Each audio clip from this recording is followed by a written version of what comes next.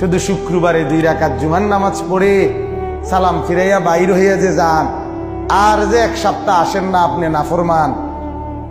তো এই 1 সপ্তাহের তো খবর নাই। ওই শুক্রবারের 2 রাকাতেরই কি দশা, এটা কি বুঝনি আমরা? আপনি শুক্রবারের 2 রাকাতও তো কিচ্ছু হয়েছে না করার দিক, কারণ এই 2 রাকাত গ্রহণ হইলেও তো আসরের নামাজ পড়তে মন চাইতো। তাহলে আপনার নামাজের দশা কি?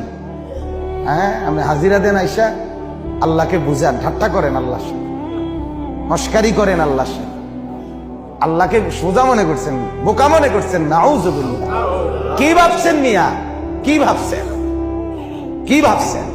একটা বিল্ডিং এর ঘরে থাকেন, কয়টা টাকা রোজগার করেন, আর এই ফাঙ্গাস তেলাপিয়া ফার্মের মুরকার কক মুরকা দিয়া ভাত খান, ধন্যপাতা কাঁচা মরিচ টমাটো আলুর ভর্তা, এটা দিয়ে নিজেকে খুব বুদ্ধিমান মনে করছেন না?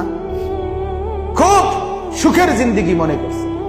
বোকার মধ্যে আছেন, বোকার মধ্যে। নাফরমান বোকা থাকে, নাফরমান বেকুব থাকে, নাফরমান অজ্ঞ থাকে, নাফরমান মূর্খ থাকে।